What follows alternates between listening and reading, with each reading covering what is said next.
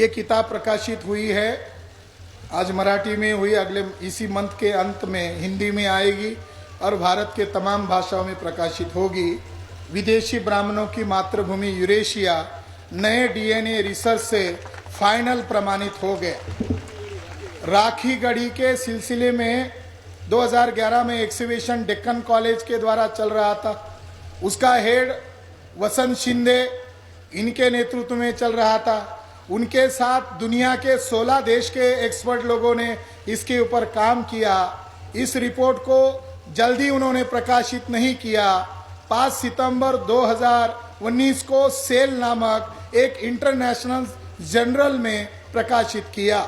नीरज राय और वसंत शिंदे मीडिया में आगे आकर उसने मिस गाइड किया, मिस प्रोपेगेंडा किया और यह कहा राखी गढ़ी का डीएनए कब का मिला? वो कंकाल है आज से 4700 साल पुराने, ईसा पूर्व 2700 साल पुराने 14 कंकाल मिले। उसमें भी उन्होंने लेडीज का डीएनए टेस्ट किया। 2001 के माइकल बामशाद के डीएनए के रिसर्च से ब्राह्मण का डीएनए और ब्राह्मणीन का डीएनए एक नहीं मिलता। अब वो डीएनए तो मूल्यवासियों का मिलना था। अब उसके बारे में उसने स्टेटमेंट दिया कि राखी गढ़ी में जो डीएनए पाया गया है वो आर्य ब्राह्मणों का डीएनए है। नीरज राय आरएसएस से जुड़ा हुआ क्षत्रिय उत्तर प्रदेश का लखनऊ का है और वसंत शिंदे ये महाराष्ट्र के हैं। रिटायर्ड होने के पहले इनको वाइस चांसलर बनाया। अब नरेंद्र मोदी के गोद में गुजरात में ऊंचे पद पर बैठे हैं। इनको लालच देकर झूठ बोलने के लिए कहा। साथियों, डीएनए रिपोर्ट को हमने पढ़ा, 18 पढ़ने का डीएनए रिपोर्ट है। इस डीएनए रिपोर्ट में कहीं पर भी नहीं लिखा है कि ब्राह्मणों का डीएनए राखी गढ़ी के कंकाल में मिला। ऐसा कहीं पर भी नहीं लिखा है, बल्कि उसका हेडिंग है, उसका टाइटल है हड़प्पा कालीन राखी गढ़ी सभ्यता में जो कंकाल मिले उनमें यूरेशियन पैस्टोरलिस्ट लोगों का और ईरानी कृषक लोगों का डीएनए का अभाव, यानी ईरानी और यूरेशियन लोगों का डीएनए राखी गढ़ी में नहीं मिला।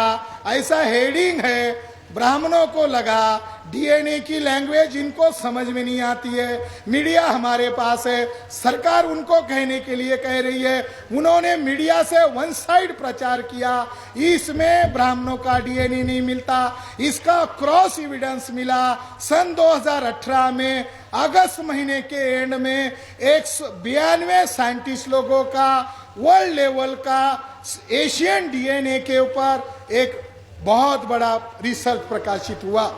एशियंट डीएनए साइंस के ऊपर 2018 में अगस्त महीने में यह रिपोर्ट प्रकाशित हुआ।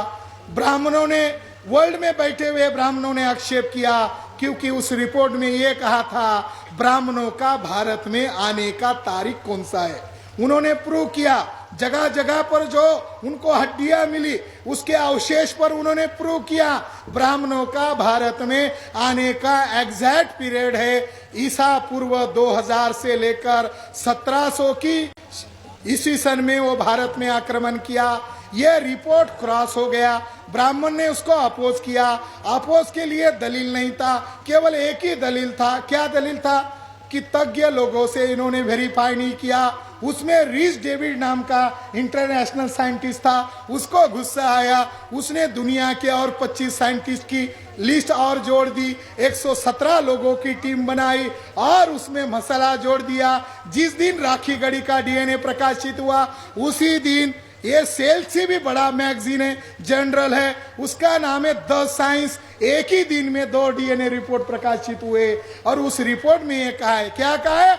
ब्राह्मणों का भारत में आने का पीरियड ईसा पूर्व 2री शताब्दी 2000 में वो आए।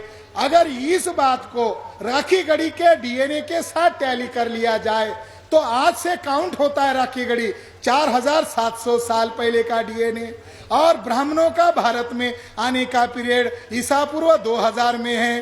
अरे जब ब्राह्मण भारत में आए ही नहीं थे तो उनका राखी गढ़ी में डीएनए मिलने का सवाल ही नहीं है। तो दोनों रिपोर्ट इस किताब में आपको ट्रांसलेशन में मिलेंगे।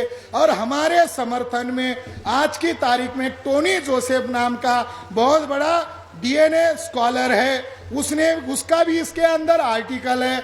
उन्होंने भी कहा मैं इंटेलेक्चुअल लड़ाई के लिए आपके समर्थन में हूं, आप ब्राह्मणों को जितना विदेशी को कहो, हम दुनिया में इसका प्रोपेगेंडा करेंगे।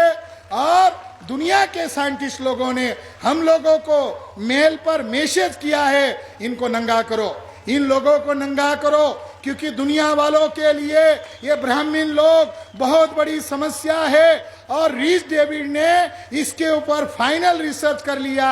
इनका पीरियड है, कब निकले वहां से, ईसा पूर्व 3300 में वहां से निकले, दोनों एरिया में घुसे, एक इंडिया के तरफ से आए और दूसरा यूरोपियन कंट्रीज में गए। यूरोपियन कंट्रीज में एक कल्चर बढ़ रहा था 5000 साल पहले, उस कल्चर का नाम है स्टोन हेंगे। स्टोन हेंगे कल्चर को इन ब्राह्मणों की प्रजाति का साइंस लोगों ने नाम ढूंढा है।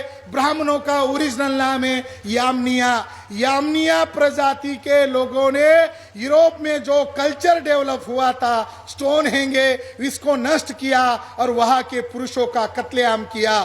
तो दुनिया के साइंटिस्ट लोग ब्राह्मण पर कड़ी नजर रखे हुए दुनिया के यामनिया लोगों का पता चला और भारत के अंदर उनका वंश पल रहा है, उसका नाम ब्राह्मण है। ये ब्राह्मण उस हिंसक लोगों की जड़ है जिन्होंने दुनिया में यूरोप में जो भी यूरोप में कल्चर डेवलप हुआ उसको तो नष्ट किया, मगर उनके पुरुषों की हत्याएं की, उनका वंश खत्म किया और उनकी औरतों से एक नया वंश पैदा किया।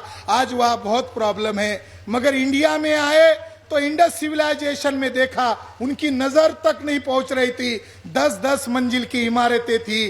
तो उनको लगा ये कबीले में नहीं रहते, ये इकट्ठा रहते हैं, इनको मारना संभव नहीं है। अगर इनको मार दिया तो साउथ से हमको मारने के लिए लोग दौड़ के आएंगे। तो इन्होंने चालाकी किया और वो चालाकी है इनके कुछ पुरुषों को मारकर आतंक पैदा किया। वहां से कुछ लोग माइग्रेट हो गए और उन्होंने उस सभ्यता पर कब्जा किया। साथियों, इसलिए ब्राह्मणों ने यूरोप पर कब्जा किया, मगर यूरोप में जाति नहीं पैदा की। यूरोप के पुरुषों की हत्या की, मगर उन्होंने वहां वर्ना सिस्टम नहीं पैदा किया। भारत में यामनिया लोगों ने वर्ना सिस्टम और जाति सिस्टम इसलिए कब्जा किया कि वो एकदम हमको हरा नहीं सकते थे। उनको लग रहा था हम धीरे धीरे इनकी नस्लों को खत्म करेंगे। अब वो दौर आया है। अब जो विदेशी है वही कह रहे हैं हम इस देश के हैं, इंडस सिविलाइजेशन हमारे पुरखों ने पैदा किया। ये मनगढ़ंत बातें हैं। और हम लोगों ने वसंत शिंदे को लीगल नोटिस भेजकर सबूत लेकर आने को कहा, लिखा बताओ कहां पर लिखा हुआ है। और उनकी ये बात भी हमने इस किताब से हवा में उड़ा दी कि आर्य लोग यही कहते, यही से बाहर गए और बाहर से बाद में यहाँ आए। उनका तर्क चलने वाला नहीं है, क्योंकि दुनिया के साइंटिस्ट लोग मूल निवासी बहुजनों के समर्थन में हैं। वो शिलालेख को तोड़ सकते हैं, वो गुफाओं को तोड़ सकते हैं, वो लिखित किताबों को जलाकर झूठा इतिहास लिख सकते हैं, मगर हमारा डीएनए खराब नहीं कर सकते। साथियों, एक खास बात आपको बताता हूं, इनका डीएनए यूरेशिया में मिला, मगर इनकी औरतों का डीएनए यूरेशिया में नहीं मिला, उनका डीएनए हमारे साथ मिला। इसलिए ब्राह्मण उनकी औरतों से भी अभी परेशान है, क्योंकि उनकी औरतों के कारण उनकी चोरी पकड़ में आ गई। इसलिए भविष्य में एक बड़ा आंदोलन होगा। और माननीय मेश्राम साहब शायद उसकी वजह तो दामाद बनाने की वजह तो आधुनिक भारत में वही है, बाबा साहब अम्बेडकर का खून ब्राह्मणों ने किया। इस रहस्य को छुपाने के लिए ब्राह्मणों ने हमारे लोगों को, नेतागिरी करने वाले लोगों को लड़कियां दिया। ये बात मुजुमदार नामक सविताबाई का जो ब्राह्मण पिट्टू था उसने मुझे रिकॉर्ड में बताई है। ये बात है साथियों, डीएनए से प्रमाणित हो गया ब्राह्मण विदेशी है। और 1818 को लड़ने वाले लोगों का दुश्मन एक था, वो भी विदेशी था। और आज हमारे सामने भी जो दुश्मन है वही है, मगर उसका चरित्र हिंसक है, उसका चरित्र युक्तिवाद नीतिमत्ता नहीं है, वो कैरेक्टर से हिंसक है। ये बात 200 साल पहली याद को रखकर उन्होंने किया, आज भी वो हिंसा कर रहे हैं। इसलिए मैं आज के ऐतिहासिक मौके पर राष्ट्रीय अध्यक्ष से कर जोड़कर विनती करना चाहता हूँ, इन हिंसक ब्राह्मणों का हमको कैसे मुकाबला करना चाहिए, आप कोई तरकीब बताएं। धन्यवाद। समाज की महत्वपूर्ण घटनाओं की जानकारी के लिए MN टीवी को सब्सक्राइब करें और साथ ही साथ बेल आइकन को दबाएं ताकि आपको हर महत्वपूर्ण जानकारी मिलती रहे।